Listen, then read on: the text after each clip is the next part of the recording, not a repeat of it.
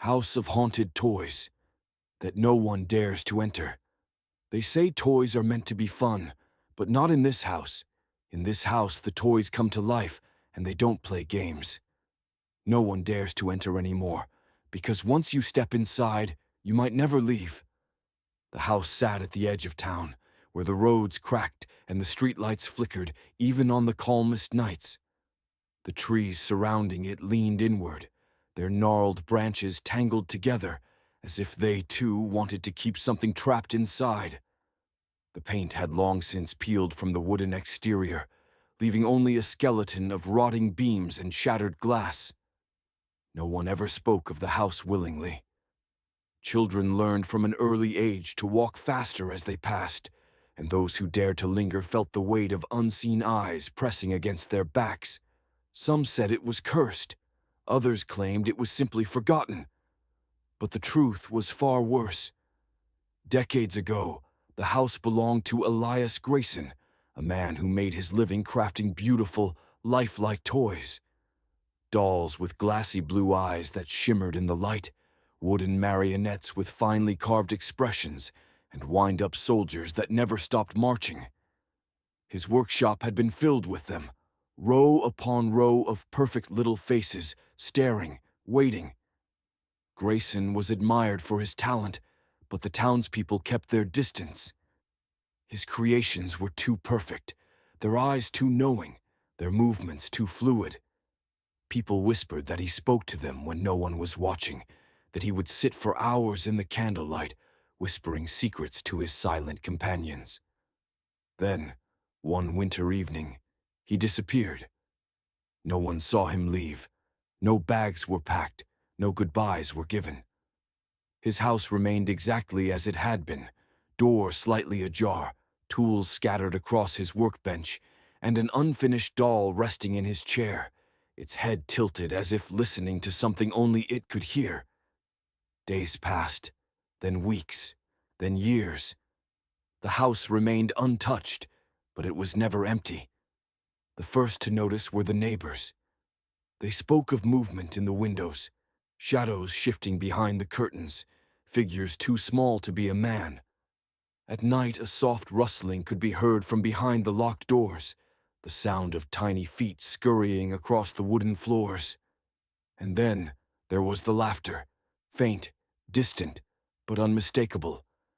The high-pitched giggle of children, though no child had set foot in that house for years. Curiosity turned to fear when the first incident occurred. A group of teenage boys, eager to prove their bravery, decided to break in. They laughed as they crossed the threshold, pushing past the cobwebs and dust-covered furniture. The air inside was thick, stale, but it wasn't empty. One of them, Daniel Hensley, swore he saw a doll turn its head as they passed. Another claimed the marionettes hanging from the ceiling twitched ever so slightly, their strings swaying though there was no breeze. The boys mocked each other, pretending to be afraid. But then the laughter stopped, because something else laughed back. A sharp, high-pitched giggle from the darkness sent them running. They stumbled out of the house, breathless and pale. But Daniel, he wasn't the same after that night. He stopped talking about what he saw.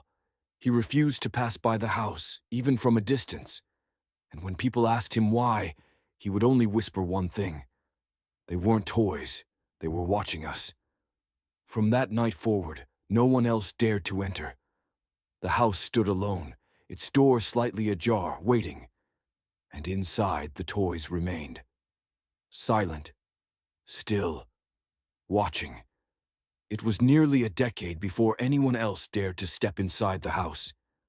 The town had moved on, treating the abandoned home as nothing more than a ghost story told in hushed voices. But curiosity has a way of creeping in, especially for those who don't believe in stories. Matthew Holloway was a historian, one who specialized in forgotten places and urban legends. He had spent years researching the house, compiling every known story about Elias Grayson and his eerie creations. He wasn't afraid of rumors. To him, The house was just another relic of the past, and he was determined to uncover its secrets. The day he arrived, the sky was a dull gray, heavy with the promise of rain. He stepped up to the rusted gate, noting the way the vines curled around the iron bars like grasping fingers. The air was thick with the scent of damp wood and decayed leaves. Pushing open the gate, he made his way up the steps, each creaking under his weight. The front door was unlocked. It always had been. The house swallowed him whole the moment he stepped inside. The dust hung in the air, disturbed for the first time in years. The floor beneath him groaned, but the house itself was silent. Too silent. Then he saw them, lined up along the walls, resting on shelves and rocking chairs, were the dolls. Their painted eyes followed him as he moved, their porcelain faces frozen in expressions that felt too aware. Some smiled, their lips curled in eerie delight. Others had mouths slightly parted, as if mid-whisper. He exhaled, shaking his head. Just old toys, nothing more. But then, a soft click echoed through the room. He turned sharply. One of the dolls had shifted, ever so slightly. He was sure of it. Its tiny wooden hand, once resting on its lap, was now reaching outward. A trick of the mind, he told himself. The air in the house was stale, the lighting dim. His imagination was playing games. He stepped forward, reaching for his camera to document the scene. The moment his fingers hovered above the doll. A giggle, software distant, playful. His blood ran cold. It had come from behind him. Slowly he turned. The hallway stretched before him, shrouded in darkness. The air was heavier now, pressing down on his chest, thick with something unseen. And then, the voice. A whisper right beside his ear. "Come play with us." His breath hitched. He stumbled backward, his foot catching against the uneven floorboards.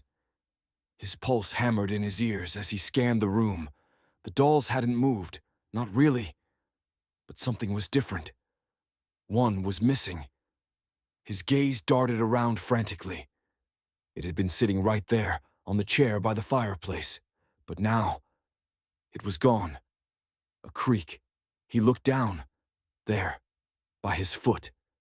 The doll lay sprawled on the floor, its glass eyes staring up at him. Its lips, once painted in a neutral expression, were now curved into a smile. It was closer. And then, another sound. Not a giggle this time, not a whisper. Footsteps. Tiny, skittering like bare feet on wood. From the hallway, something was coming. Matthew didn't stay to see what. He turned and ran, his shoes slipping against the dust-covered floor. He didn't stop until he was outside, gasping for breath, his heart hammering against his ribs. The house loomed behind him, silent and still, as if nothing had ever happened. But as he backed away, he saw something in the window. A small face, porcelain, expressionless, watching. And then, it smiled. Matthew Holloway never spoke about what happened that day, not in detail.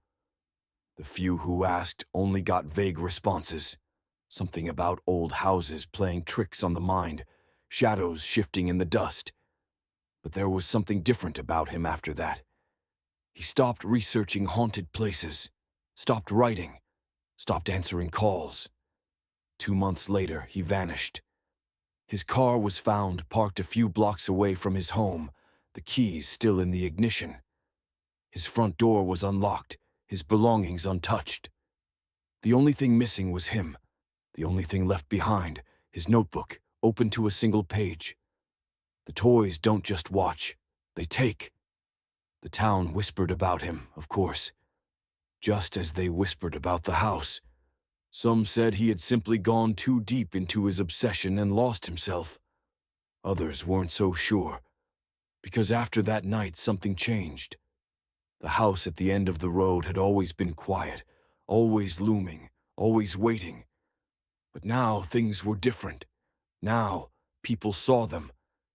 Tiny figures standing in the windows at dusk, unmoving, watching the town below, their small silhouettes barely visible in the dying light. And then there was the sound. It started as a rumor. A neighbor swore he heard something when walking past, faint, almost imperceptible, drifting through the cracks of the boarded-up windows. Laughter, not a single voice, but many. Children, whispering, giggling, murmuring just beneath the edge of hearing. One man, old enough to remember when Elias Grayson still walked through town, claimed to hear something else entirely. A low voice, deeper, older, murmuring beneath the laughter, almost drowned out by it. He only caught a single word before he fled. Stay. No one went near the house after that. But then, someone else did. His name was Richard Vance, a real estate investor who saw no reason for superstition. To him, the house was just an old building, prime for demolition. He didn't care about the rumors. He wanted the land, and he wasn't about to let a few ghost stories stop him. One evening, just after sunset, he entered. Alone. The townspeople didn't see him go in. They only knew he had when his car was found outside, the driver's side door hanging open, the engine still running. The police were called. They found his footprints leading up the steps, through the dust, into the house. They found the door ajar. But they never found Richard. There were no signs of struggle, no broken furniture, no blood, no torn clothing. His phone was discovered in the entryway, lying face up on the ground. The last thing recorded on it was a single image, blurred, dark, taken in haste. But even through the grainy resolution, they could see it, a row of dolls. Sitting in a neat line across the floor, their faces barely visible in the dim glow of his phone's flashlight. And at the very end of the row, a new doll, one that hadn't been there before. One with glassy brown eyes, a freshly painted smile, and Richard Vance's wedding ring on its tiny porcelain hand. The town knew what had happened. They didn't talk about it, but they knew. Richard Vance hadn't just disappeared. He had joined them. After his vanishing, the house became more than just a place of whispered warnings. It became something else. A thing to fear. A thing to avoid at all costs. People swore that after Richard entered, the house changed. The air around it felt heavier, colder, even in the summer heat. The vines along the gate seemed to stretch higher, curling tighter, as if growing over the entrance, as if trying to keep something inside. And at night, the laughter grew louder. It started softly, like before, a faint giggle, barely audible over the wind. But then, it came more frequently. First at twilight, then just after midnight, then at dawn. A woman walking her dog past the house swore she heard it. Dozens of voices, high-pitched and breathless, giggling, whispering, calling out. Come back and play." The dog growled at the gate, his hackles rising, his teeth bared. She turned and left, moving faster than she intended. But the next morning, she found something waiting on her doorstep. $1, old, porcelain, cracked along the edges, its blue-painted eyes staring upward, its lips parted slightly, mid-laughter. She moved out of town the next week.